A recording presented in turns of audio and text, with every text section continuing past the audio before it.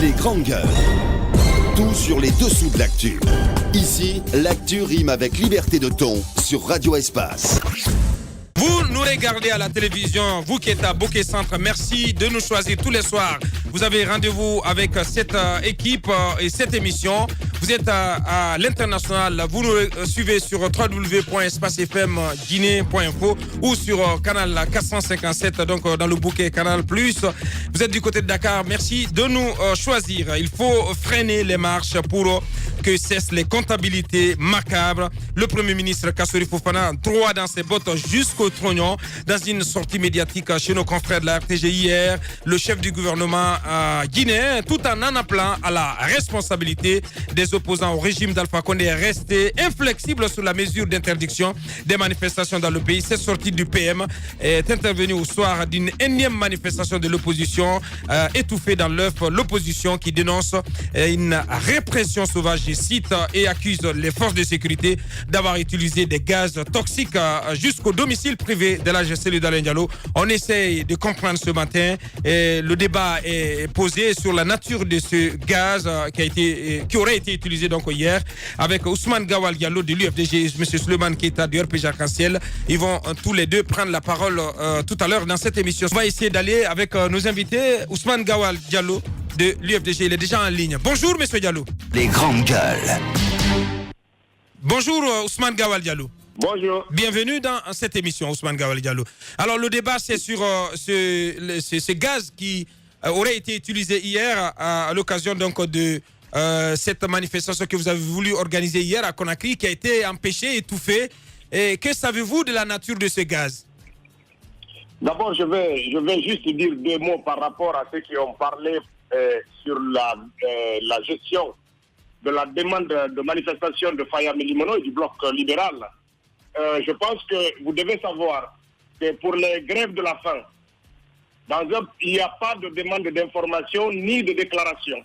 Quand vous voulez faire une grève de la faim, vous l'observez, vous pouvez la faire chez vous, vous pouvez la faire dans un espace public, vous pouvez la faire là où vous voulez, vous n'avez pas besoin d'informer une autorité quelle qu'elle soit. La deuxième chose, c'est qu'il faut savoir, c'est que les espaces que Faya occupait et le bloc libéral, à savoir le stade du 28 septembre et l'université de Conakry, ne dépendent pas de la gestion de la commune. Je pense que parmi vous, il y a des férus du football qui savent que le stade n'est pas sous la gestion de la commune. Quand vous voulez faire une manifestation là-bas, vous ne vous adressez pas à la commune. C'est très important à savoir. Au lieu d'incriminer le maire, bien sûr, le maire aurait dû peut-être faire un communiqué pour dire que le lieu n'est pas sous sa juridiction. Mais de là à ce que vous, qui êtes des gens plutôt avertis, vous tombiez sur le maire comme si vous ignoriez que le stade ou l'université ne sont pas sous sa juridiction et qu'il donc il ne peut ni autoriser ni... oui, mais ce sont des espaces qui sont dans la commune de Dixine. Et ce qui a été servi comme information à la presse, c'est que l'interdiction... l'interdiction est venue de qui, justement, l'interdiction de cette manifestation?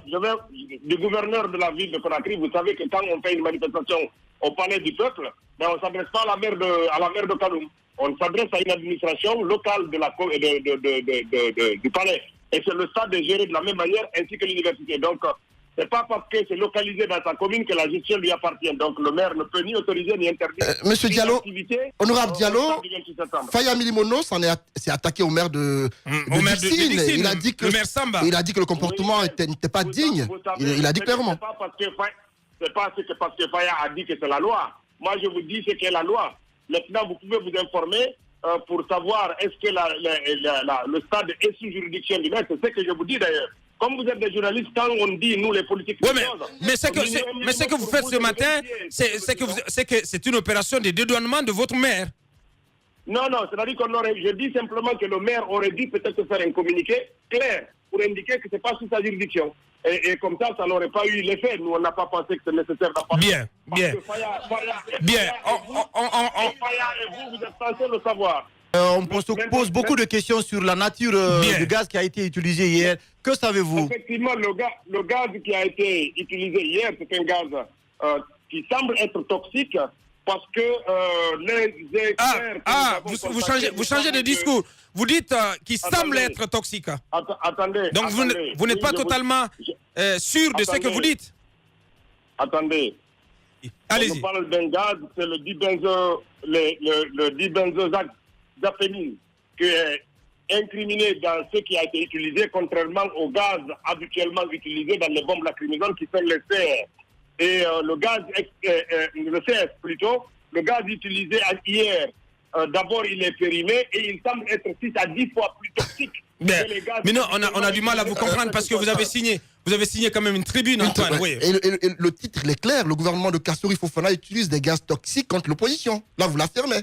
Oui, il utilise des gaz toxiques parce que nous avons, c'est ce que je vous dis, c'est que les experts nous ont dit, parce que quand vous êtes sous l'effet d'un certain type de produits chimiques, il y a ce qu'on peut recueillir immédiatement et puis il y a ce que l'expertise après pourra redire. Donc aujourd'hui, les gens sont formels que ce gaz est plus puissant et plus destructeur pour l'organisme humain que les bombes lacrymogènes conventionnelles. Oui, mais quand vous dites les gens sont formels, de qui vous parlez? Quand vous dites les gens sont formels, oui. C'est trop vague. Habituellement, quand nous sommes sous l'effet des gaz, on n'a pas de vomissement, on n'a pas d'évanouissement, les gens ne perdent pas connaissance. Toute chose qu'on a observée hier, il y a eu beaucoup de perte de connaissance et de vomissement. Les gens étaient pris de convulsions, ce qui n'était pas habituel. Et donc, on a l'avantage d'avoir quand même Dr Ben Youssouf Keita, qui n'est pas n'importe qui. On a l'avantage d'avoir des pharmaciens parmi nous. On a l'avantage d'avoir des experts aussi qui peuvent se prononcer. Et puis, on a les effets habituels. Ce n'est pas la première fois qu'on est exposé au gaz lacrymogène, mais c'est la première fois... de bons médecins, mais... Cette allure, M. Diallo, est-ce que vous allez continuer les manifestations? Parce que moi, je me pose aujourd'hui la question, jusqu'à quand on va continuer avec cette situation?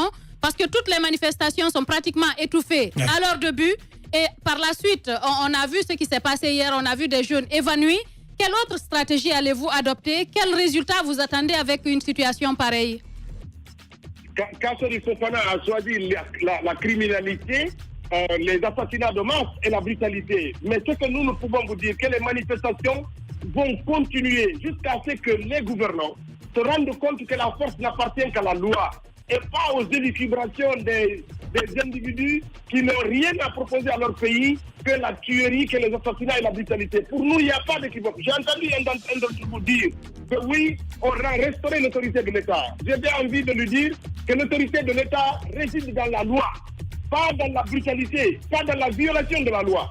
Il est important de le savoir. Bien. Ousmane Gawal Diallo, député à l'Assemblée nationale, il est le coordinateur de la cellule de communication de l'UFDG. On va marquer une courte pause pour nos obligations commerciales. D'ailleurs, on revient pour continuer cette émission avec notre invité, le tout premier, Ousmane Gawal Diallo, qui va rester, à qui nous demandons donc de rester en repérage.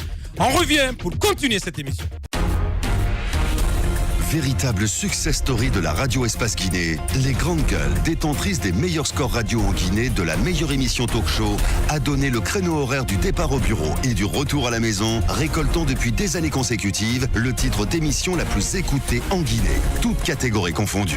Un grand total de plus de 5 millions d'auditeurs ont été fidèles au talk show Les GG, diffusé jour après jour sur toutes les stations du réseau Adafo Média de 9h à 10h30, un exploit qui restera longtemps dans les annales de la bande FM en Guinée.